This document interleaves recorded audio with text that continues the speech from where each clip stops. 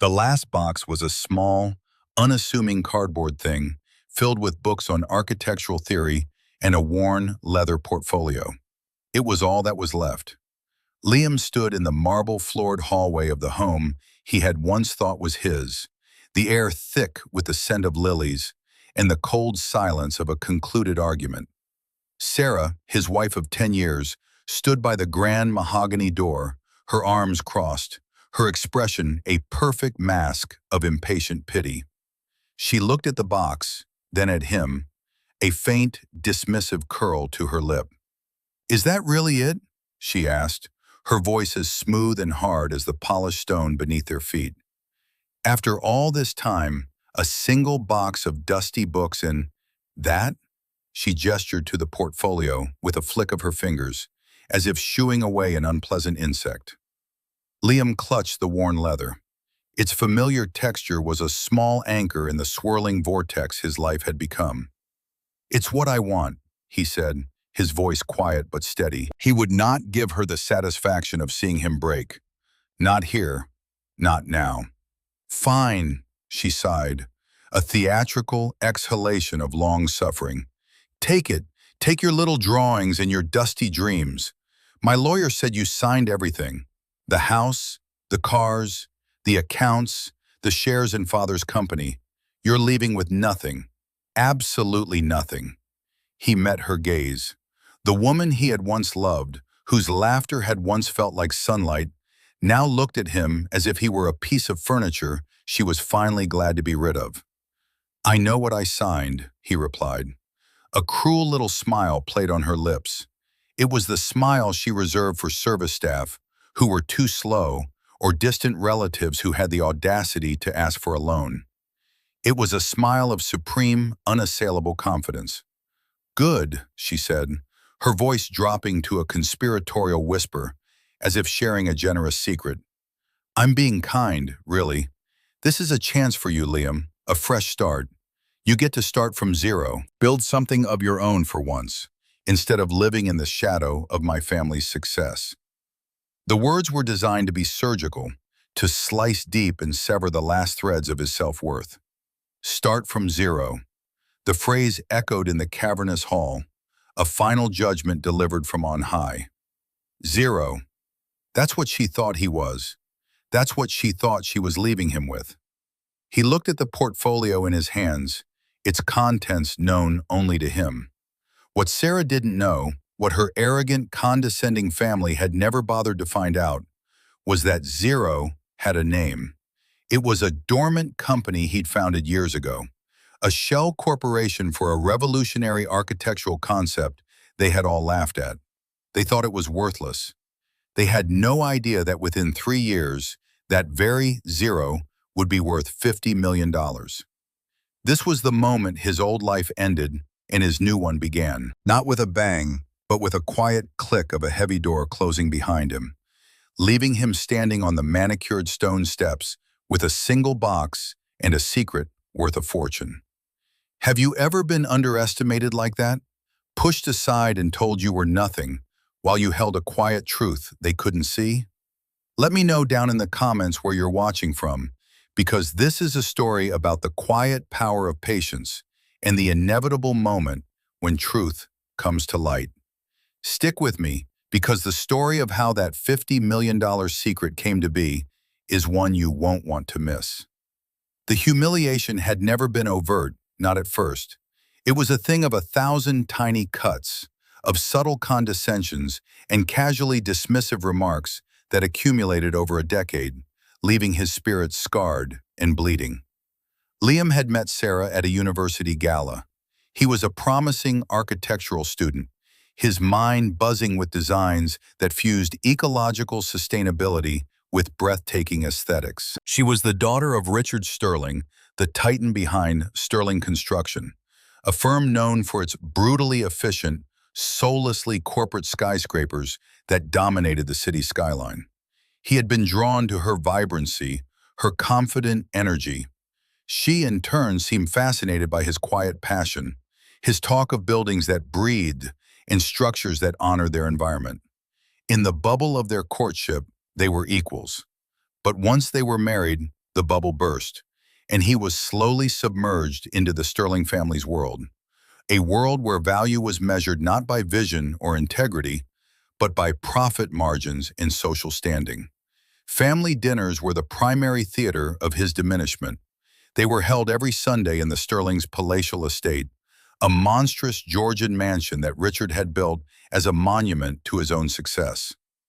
Eleanor, Sarah's mother, would preside over the long, polished table, her diamonds glittering like shards of ice. She had a way of asking Liam about his work with a tone of manufactured interest that was more insulting than outright disdain. "And what are you tinkering with now, dear?" she'd ask, her voice dripping with saccharine condescension. "Another one of your green buildings? How quaint." Richard would then chuckle, a deep, rumbling sound that filled the room. "Quaint doesn't pay the bills, Eleanor. Liam knows that.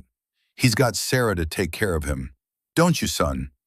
He would clap Liam on the shoulder, the gesture meant to seem avuncular, but feeling more like a brand of ownership. Liam would try to explain his latest project, his voice full of the genuine excitement he felt for his work. He'd talk about passive solar design, about living walls that filtered the air, about creating community spaces that fostered human connection. The Sterlings would listen with polite, blank stares. "It's all very idealistic," Richard would pronounce, taking a slow sip of his obscenely expensive wine.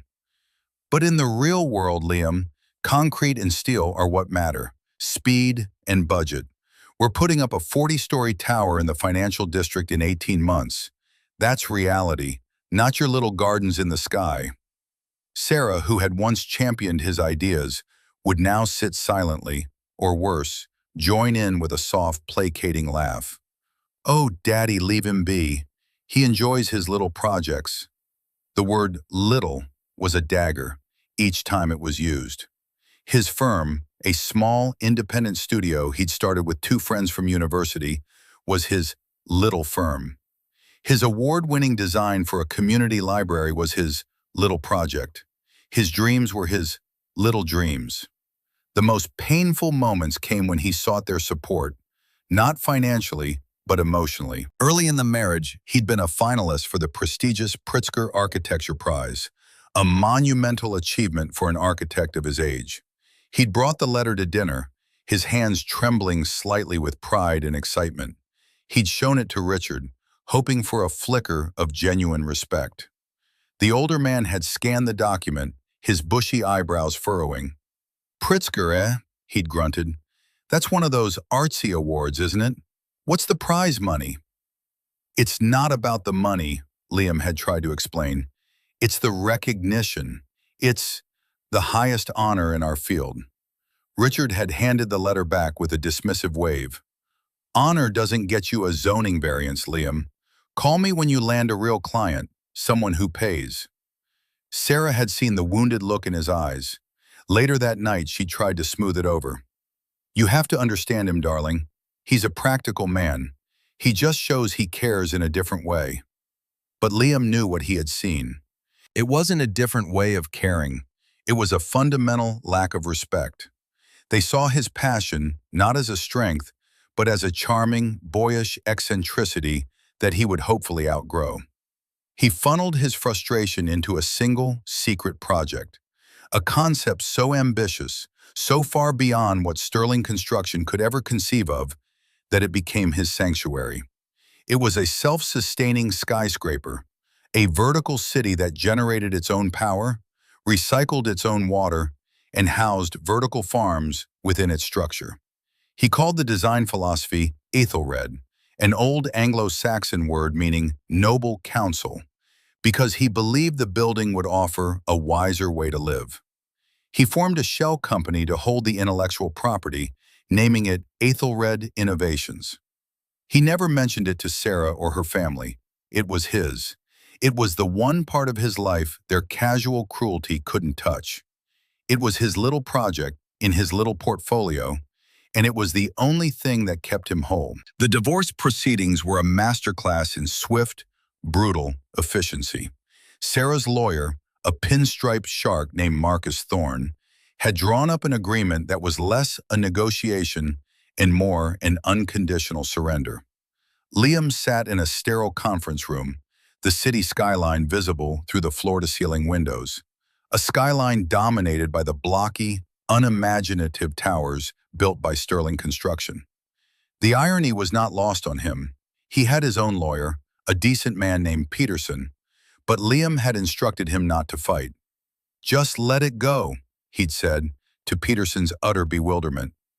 "Liam, this is financial suicide," Peterson had argued, his voice a low, urgent whisper. "You're entitled to half of the marital assets. The appreciation on her shares alone is worth millions. We can fight this. We can drag it out." "No," Liam said, his voice calm. "I want it to be clean. I want it to be over." He didn't tell Peterson the real reason. He didn't explain that fighting for their money would be accepting that their world had value, that their metrics for success were the correct ones. To walk away with nothing was, in its own way, a victory. It was a rejection of everything they stood for. And besides, he had his portfolio. In the final meeting, Sarah sat across the vast mahogany table, flanked by Marcus and her father Richard, who had come along for the spectacle, a Roman emperor ready to watch the lions. Liam sat with only Peterson, a stark visual representation of the power imbalance. Marcus Thorne slid the final document across the table. "As you can see, Mr. Hayes, the terms are unchanged.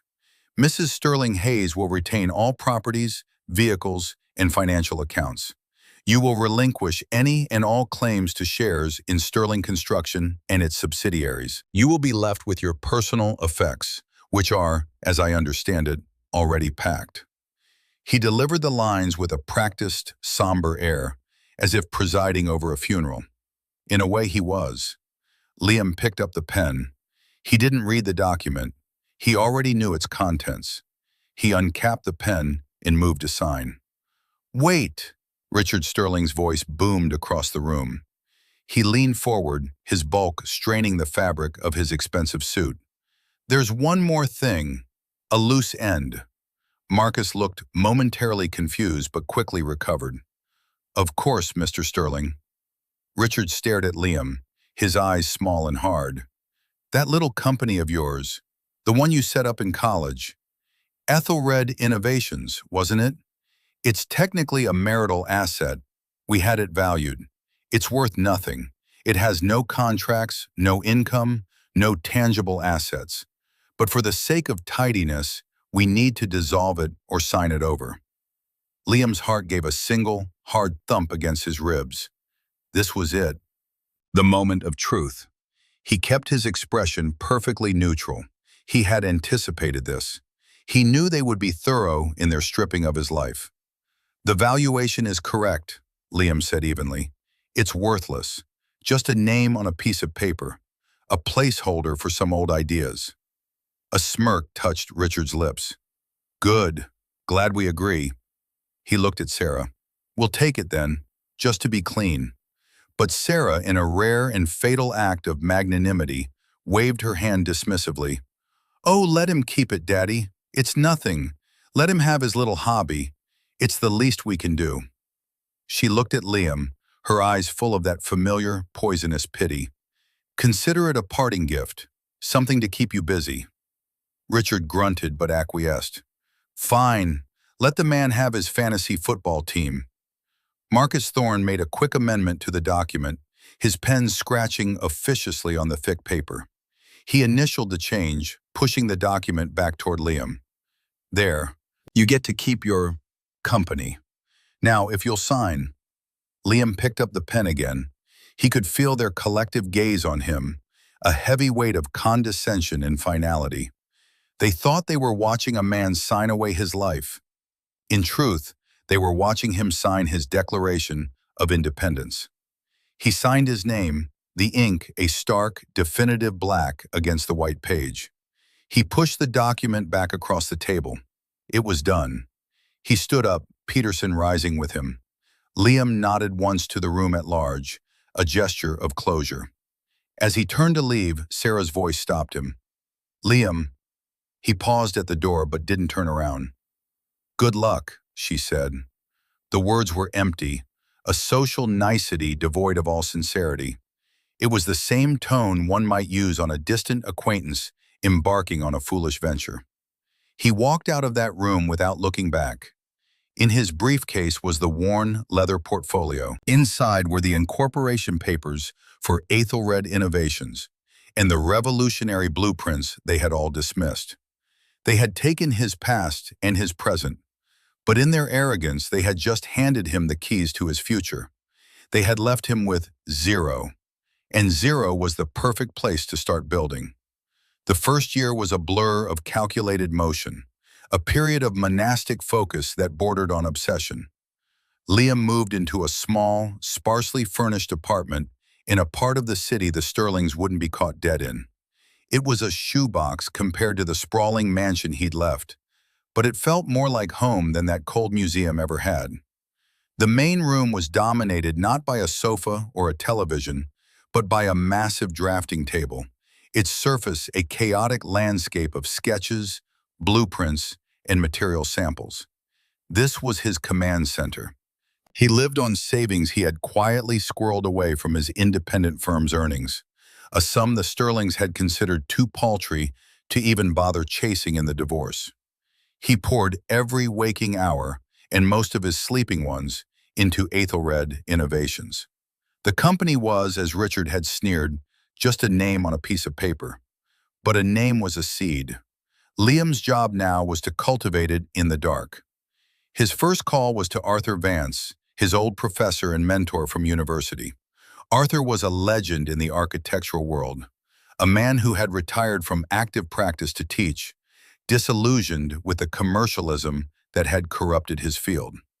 He was one of the few people who had ever truly understood Liam's vision. They met in a dusty, book-lined pub near the university. Arthur, with his wild white hair and tweed jacket, listened intently as Liam laid out his plan, his voice low but thrumming with a newfound energy. "They let you keep it?" Arthur asked, a slow smile spreading across his face, as Liam finished the story of the divorce settlement. "They insisted," Liam replied with a wry grin. "A parting gift." Arthur let out a bark of a laugh.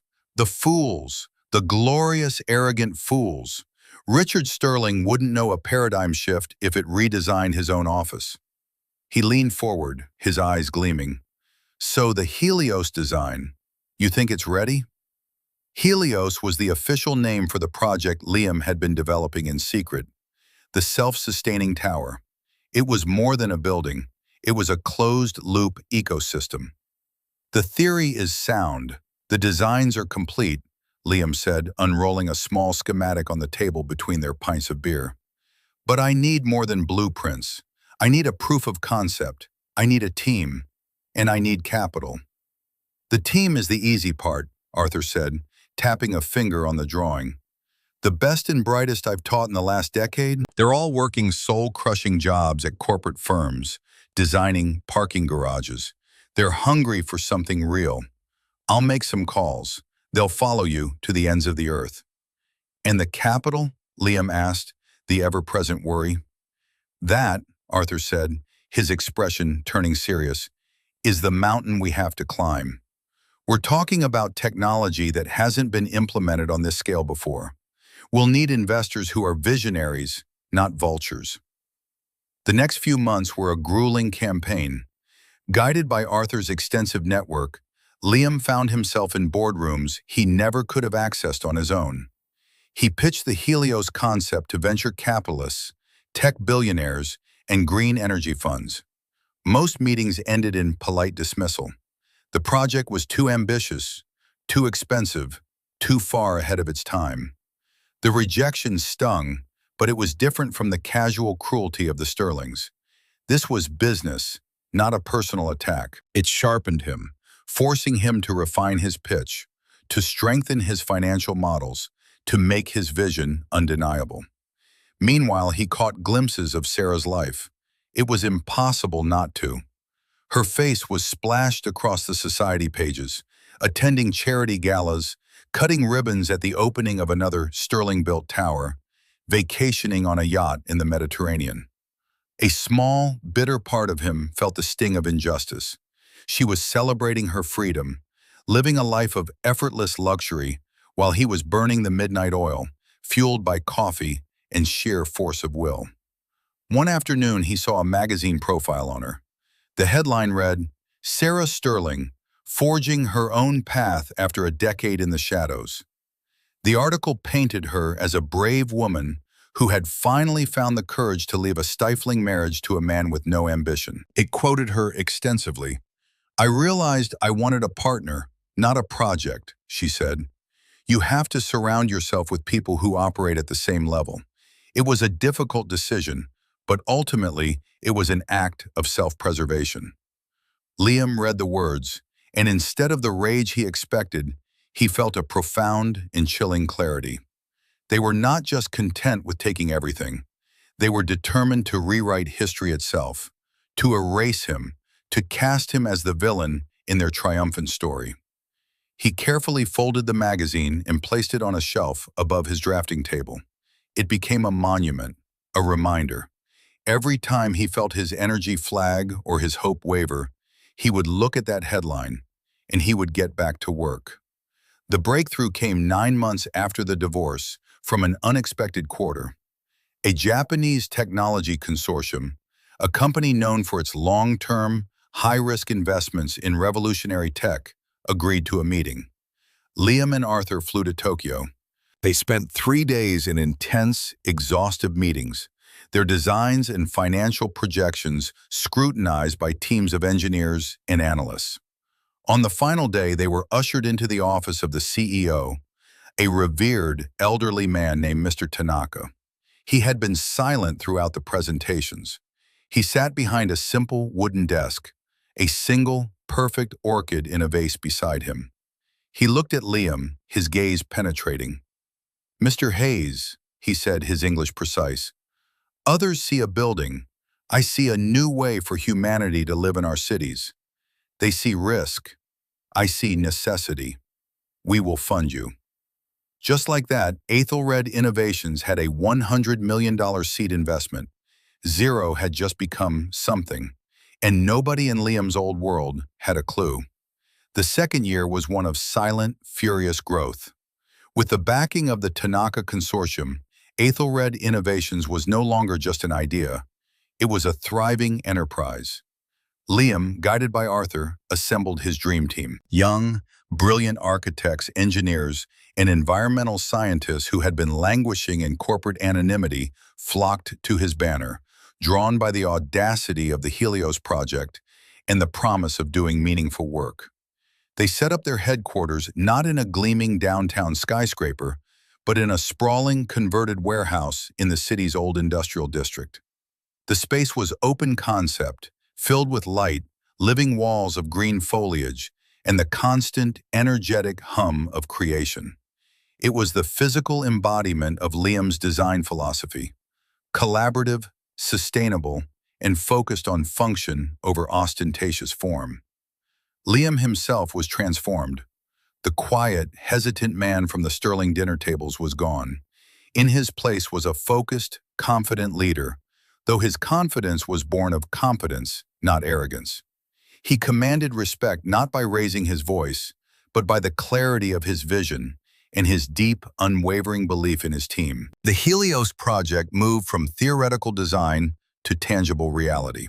They built prototypes of the key technologies: the semi-transparent photovoltaic glass that would form the building's skin, the closed-loop water recycling system that would reduce consumption by 90%, the AI-driven climate control that adjusted to the sun's position, and the building's occupancy. Each successful test was a quiet victory, another brick in the foundation of his new life. He maintained a deliberately low profile. Ethelred Innovations operated in stealth mode. Its funding and its revolutionary work kept out of the press. The world Liam now inhabited was a world of non-disclosure agreements and patented technologies, a world far removed from the society pages Sarah dominated. One rainy Tuesday afternoon, their worlds collided. Liam had been at a site meeting across town and, caught without his car, had ducked into a high-end coffee shop to wait for a taxi. As he stood by the window, a familiar, sleek black town car pulled up to the curb. The door opened and out stepped Sarah. She looked as immaculate as ever, wrapped in a camel-colored cashmere coat, her hair perfectly coiffed. She didn't see him at first. She was talking on her phone, her voice sharp and commanding. She strode into the coffee shop, her eyes scanning the room with an air of ownership. Then her gaze fell on him. For a moment, recognition flickered, followed by a wave of something he could only describe as pitying surprise. She ended her call and glided over to him, her expression a careful construction of polite concern. "Liam? My goodness, I almost didn't recognize you," she said, her eyes sweeping over his simple dark sweater and work trousers. It wasn't an insult, but it was meant to feel like one. She was comparing his current state to the tailored suits she had once insisted he wear. "Sarah," he said, his voice neutral. "What a surprise." "It is," she said, her smile not quite reaching her eyes. How are you? Are you doing all right?" The question was loaded, her tone suggesting she already knew the answer was no. She was asking if he was surviving, not if he was thriving. "I'm very well, thank you," he replied calmly, keeping busy. "Oh, good for you," she said, the condescension so thick it was almost suffocating. "Still working on your projects?" She gestured vaguely, as if the specifics were too trivial to recall. "Something like that," he said, the ghost of a smile touching his lips. The taxi he'd called pulled up outside. "That's me. It was good to see you, Sarah." He turned to leave, but she placed a perfectly manicured hand on his arm, her touch feather-light but possessive. "Liam, wait." Her voice dropped, becoming softer, more intimate. "If you ever need anything, you know my father thinks highly of you, despite everything. I'm sure he could find a spot for you at the firm. A junior design consultant, perhaps, just to help you get back on your feet." The offer was the most profound insult she had ever delivered. It was a perfect distillation of her worldview, that he was a failure, that his only hope of salvation lay in crawling back to the empire that had cast him out, that the best he could hope for was a pity job in the shadow of her father's success. The dramatic irony was so thick, so potent, it was almost comical. Here she was, offering him a lifeline, while he was in the process of building an ark. He looked from her hand on his arm to her perfectly sincere, perfectly pitying face. He felt a sudden, overwhelming sense of peace. The last vestiges of anger and resentment dissolved, replaced by a calm, clear understanding. She didn't see him. She had never seen him. She saw only a reflection of her own values, and he had never measured up. He gently removed her hand from his arm. "That's very generous of you, Sarah," he said, his voice soft but firm. "But I'm exactly where I need to be." He walked out of the coffee shop and into the waiting taxi without looking back. As the car pulled away, he saw her reflection in the window, still standing there, a puzzled, slightly offended expression on her face. She had no idea that she had just offered a crust of bread to a man who was sitting on a secret feast. She thought he was starting from zero. She had no idea how much he had already built. The third year was the year of ascension. Aethelred Innovations, having perfected its core technologies, was ready to emerge from the shadows. The opportunity came in the form of the Helios Tower, a project announced by the city council that was destined to become the new heart of the skyline. It was the most ambitious architectural competition in a generation. The city wasn't just looking for a new skyscraper. They were looking for a landmark, a statement about the future. The competition was the talk of the industry. Every major firm was vying for it, but the clear frontrunner was Sterling Construction. Richard Sterling saw it as his legacy project, the crowning achievement of his career. He poured millions into his proposal, assembling a team of his best, most conventional architects. His design was exactly what one would expect: a massive, imposing tower of glass and steel, impressive in its scale but utterly devoid of imagination. It was a monument to corporate power. He was supremely confident. Liam and his team worked in a state of intense, focused secrecy. They prepared a proposal that was unlike anything the city had ever seen. Their submission for the Helios Tower wasn't just a set of blueprints. It was a comprehensive manifesto for a new kind of urban living. It included detailed environmental impact studies, economic projections, and stunningly realistic virtual reality simulations that allowed the selection committee to walk through the building, to experience the light in the atriums, to see the view from the sky gardens. They submitted their proposal under the name Aethelred Innovations. To the wider world, the company was a complete unknown, a dark horse in a race of titans. This was by design. Liam wanted the project to be judged on its merits, not on his name or his history. The selection process took months. Whispers and rumors flew through the architectural community. Sterling Construction was said to have it in the bag. Richard was a master of city politics, his network of influence unparalleled. He hosted lavish dinners for city council members, hinting at the jobs and prestige his project would bring. Liam ignored the noise. He and his team continued to refine their work, preparing for the final presentation as if they had already been chosen. They were operating on a higher level, driven by a shared purpose that transcended the petty politics of the bidding process. The announcement of the winner was to be the centerpiece of the annual City Architecture Gala, the most prestigious event on the industry's social calendar. It was sponsored, in a twist of fate that was almost too perfect, by Sterling Construction. Richard had arranged it that way, intending the evening to be his public coronation. In the week leading up to the gala, an uneasy silence fell over the Aethelred office. They had done everything they could. The decision was now in the hands of others. Liam felt a strange sense of calm. He thought back to that day in the conference room, signing away his old life. He thought of Sarah in the coffee shop, offering him a handout. Everything had been leading to this moment. Whether they won or lost the contract, he had already proven to himself what he was capable of. He had built a company, a team, and a vision from the zero they had left him. The night of the gala was cold and clear. The city lights glittered like a carpet of fallen stars. Liam arrived not in a limousine, but in a simple town car. He wore a perfectly tailored dark suit, a quiet statement of understated elegance. Arthur Vance was by his side, his eyes twinkling with a mixture of excitement and nervous energy. The ballroom was a sea of black ties and evening gowns. The air buzzed with conversation and the clinking of champagne glasses. At the center of the room, holding court at the head table, were the Sterlings. Richard was expansive, laughing loudly, accepting premature congratulations. Eleanor was radiant in diamonds, a regal queen surveying her court. And Sarah was the picture of cool sophistication, a faint, proprietary smile on her face. They saw Liam as he entered the room. A collective flicker of confusion passed between them.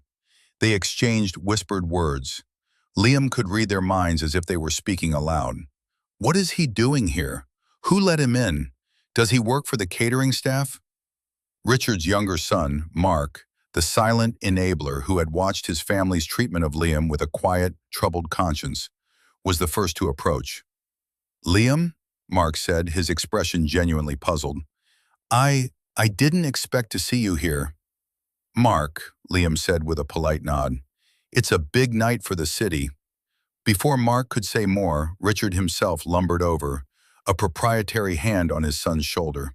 He looked Liam up and down, his gaze lingering for a moment on the quality of his suit before settling on his face. The look was one of pure, unadulterated dismissal. Hayes, he grunted, not bothering with a greeting. Don't tell me you're trying to get back into the business. I hope you bought a ticket. Something like that, Liam replied, his voice betraying no emotion. He met Richard's dismissive stare with a look of placid calm.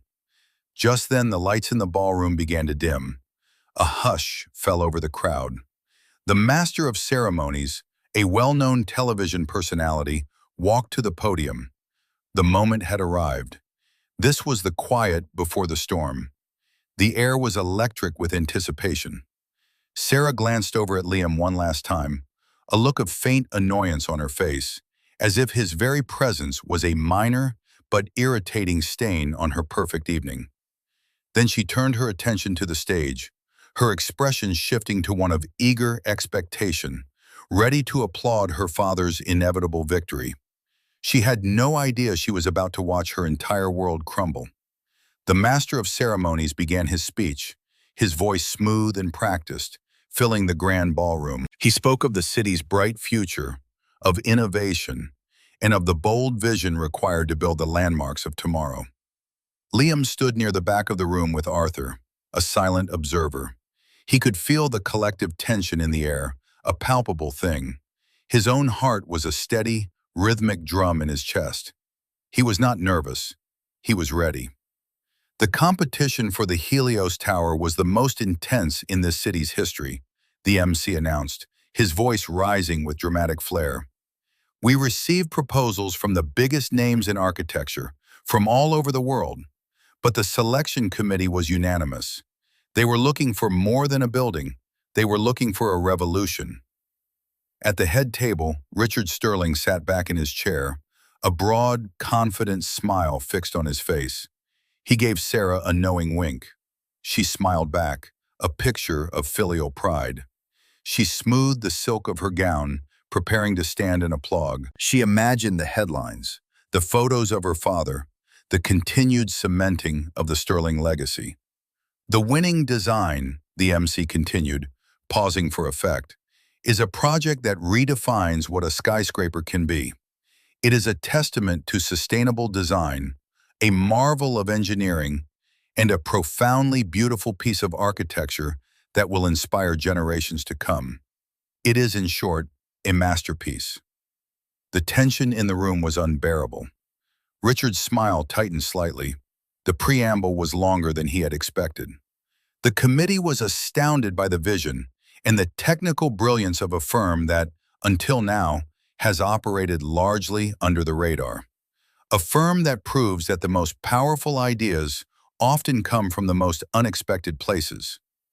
A large screen behind the stage, which had been displaying the gala's logo, flickered to life. It showed a stunning, photorealistic rendering of a tower unlike any the world had ever seen. It was slender, elegant, seeming to twist toward the sky like a living plant. Its glass skin shimmered with an inner light, and cascading green terraces spiraled up its entire height. It was breathtaking. A collective gasp went through the audience. It was not Richard Sterling's building. At the head table, the smiles froze and then melted away. Richard stared at the screen, his face slack with disbelief. Sarah's hand, which had been poised to applaud, froze halfway to her mouth. Confusion warred with dawning horror in her eyes. "Ladies and gentlemen," the MC's voice boomed, "the future of our city, the winner of the Helios Tower contract, is a visionary project from the firm, Ethelred Innovations." The name hung in the air for a moment, an unknown quantity. A murmur went through the crowd. "Who?" Then the MC delivered the final, devastating blow. "And please welcome to the stage the founder of Ethelred Innovations and the chief architect of the Helios Tower, Mr. Liam Hayes." For a full 10 seconds there was silence. The only sound was the faint hum of the air conditioning. Every head in the room swiveled, following the spotlight as it swept across the floor and landed on the quiet, unassuming man at the back of the room. Liam met the sea of stunned faces, his expression calm and composed. He gave Arthur's shoulder a light squeeze and then began the long walk to the stage. He walked past tables of his stunned former peers, past industry titans whose meetings he had once struggled to secure, and he walked past the Sterling family's table. He did not look at them, but he could feel their shock like a physical force. He could sense their world tilting on its axis. As he passed, he heard a small, choked sound from Sarah, the sound of a carefully constructed reality shattering into a million pieces. He mounted the steps to the stage and shook the MC's hand, accepting the heavy glass award. He walked to the podium and looked out at the audience. His gaze swept over the room and finally, deliberately rested on the head table. He saw Richard, his face a mottled, apoplectic red. He saw Eleanor, her hand clutching her pearls, her face a mask of utter bewilderment. And he saw Sarah. She was staring at him, her face pale, her eyes wide with a horrified, uncomprehending expression. In that moment, she was seeing him for the first time. Not the hobbyist, not the failed husband, not the charity case she had pitied in a coffee shop. She was seeing the man who had built an empire from the zero she had so carelessly tossed him. He leaned into the microphone. "Thank you," he began, his voice clear and steady, carrying to every corner of the silent waiting room. "Thank you. I am deeply honored. But I must confess I did not get here alone. Success, like a building, requires a strong foundation, and my foundation was built on some very important lessons I've learned over the years."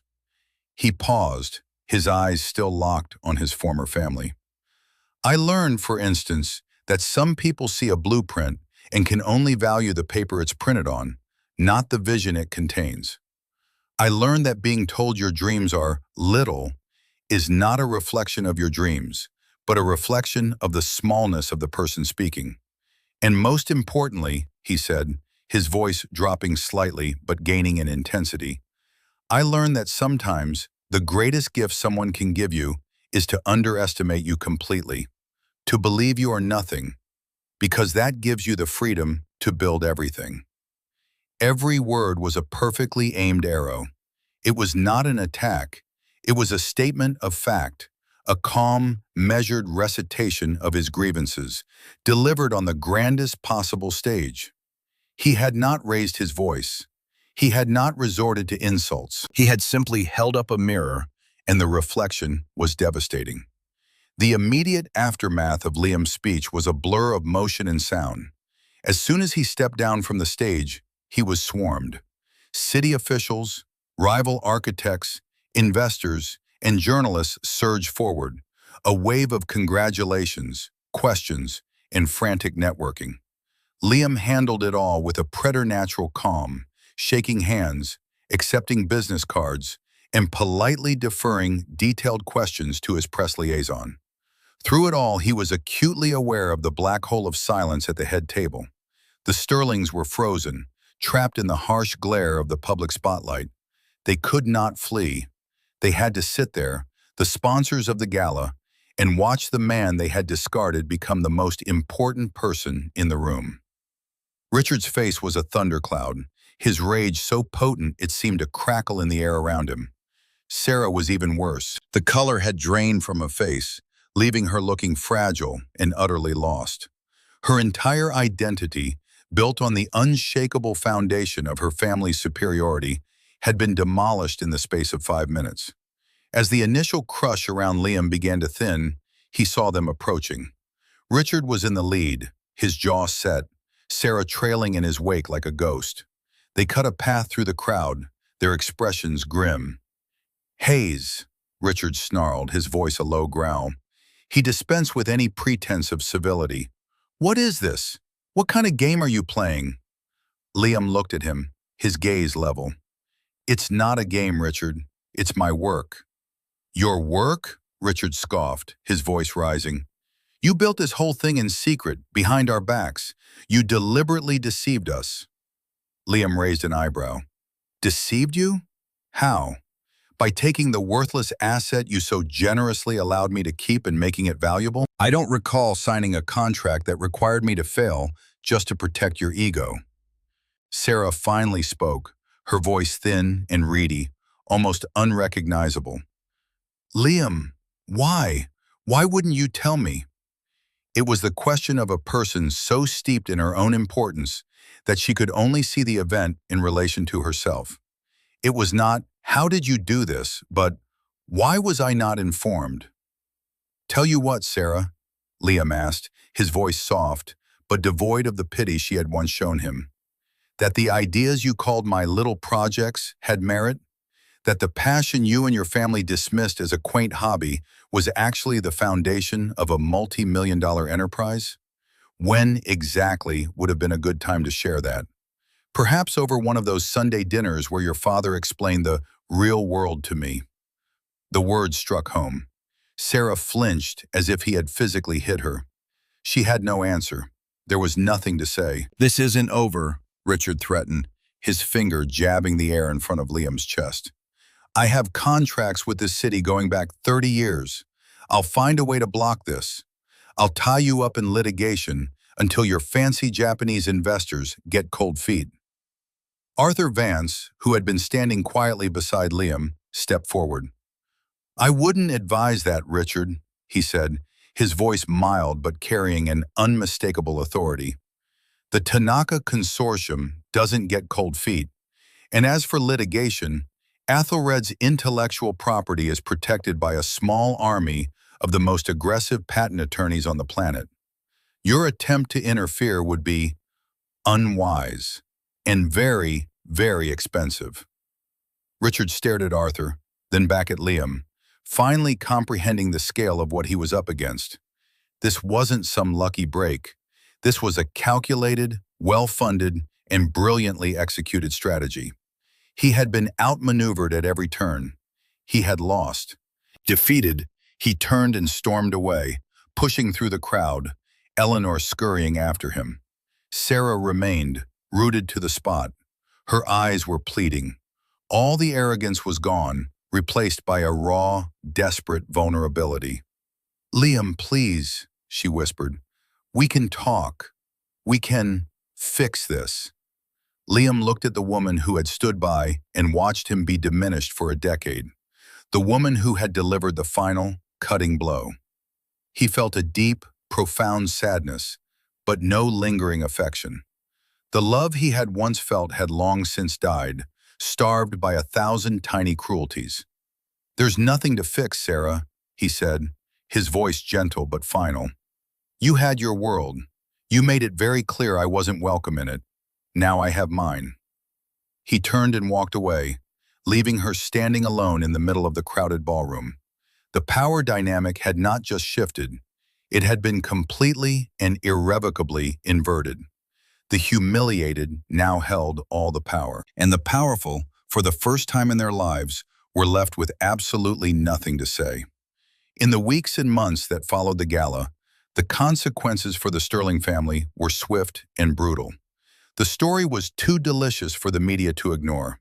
The spurned husband, the arrogant wife, the spectacular reversal of fortune. It was a modern-day fairy tale in reverse.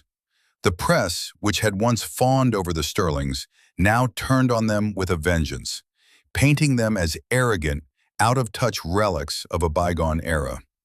Richard Sterling's threats of litigation evaporated. His bluster was no match for the quiet, unyielding power of the Tanaka Consortium's legal team. His attempt to use his political influence backfired spectacularly. Siding with the old guard against the city's dazzling new future was political suicide.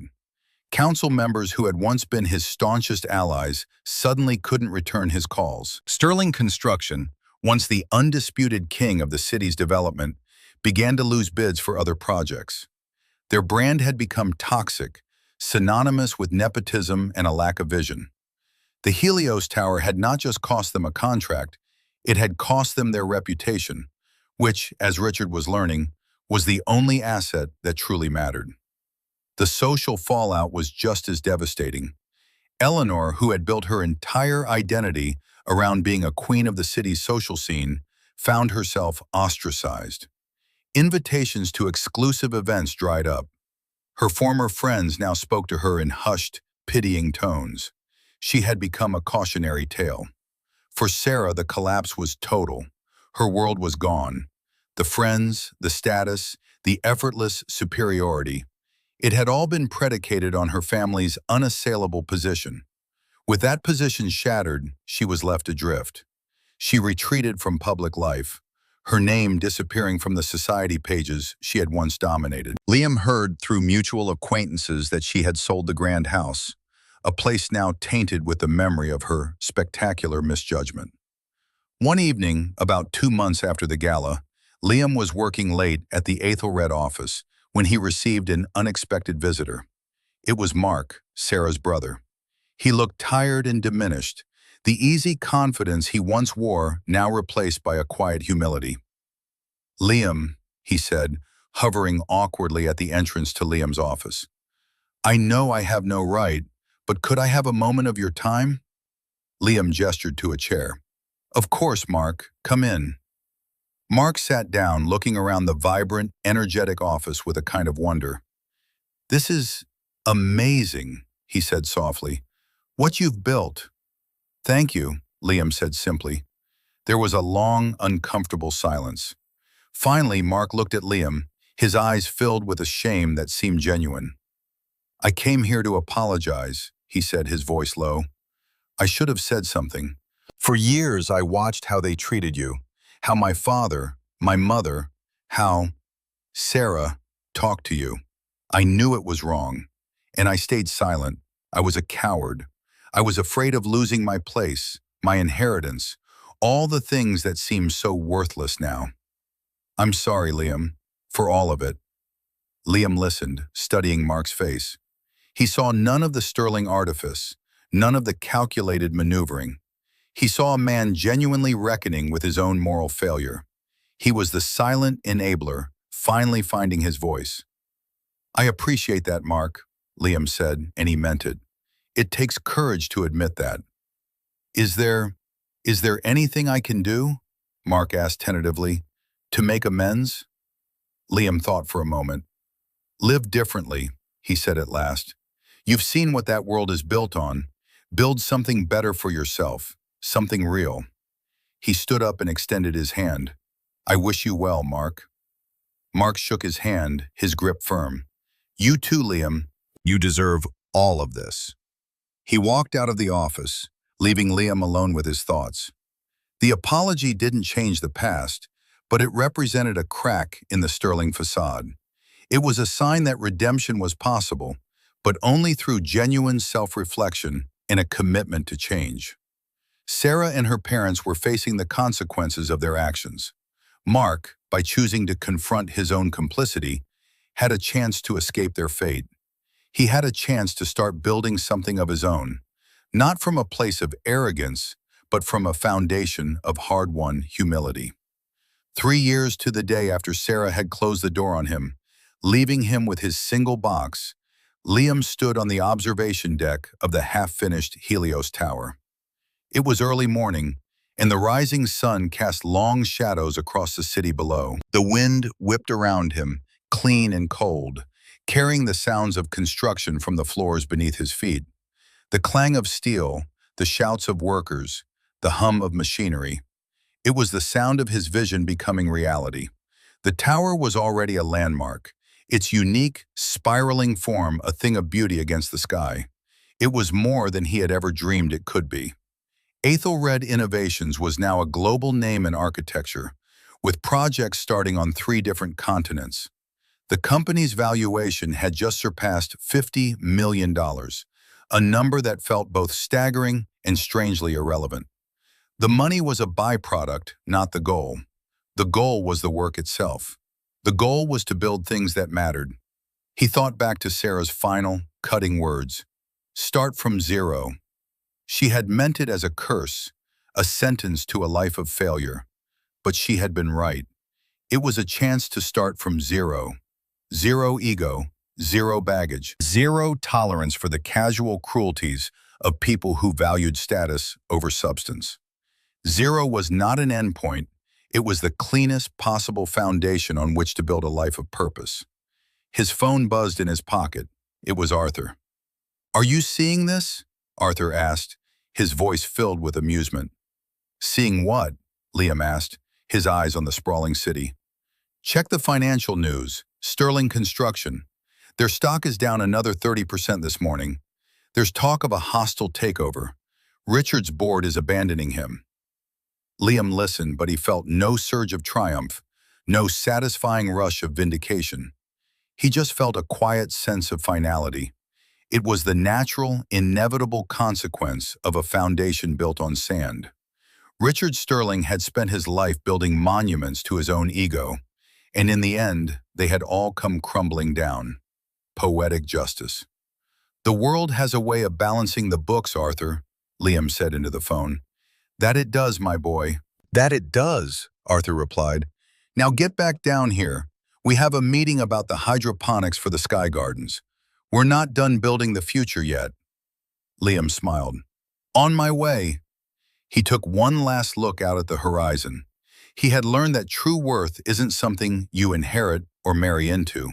It's not measured in stock portfolios or social invitations.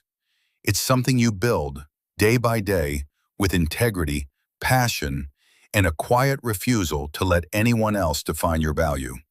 He had been underestimated, cast out, and left with nothing. And it was the best thing that had ever happened to him. He had started from zero, and from that zero, he had built a universe. What do you think is the most important foundation for a successful life? Is it wealth, integrity, or something else entirely? Share your thoughts in the comments below. Your stories and insights are what make this community so special. And if you enjoyed this story of vindication and renewal, please give it a like and subscribe for more content just like this. Thank you for watching, and remember, never let anyone else tell you what you're worth.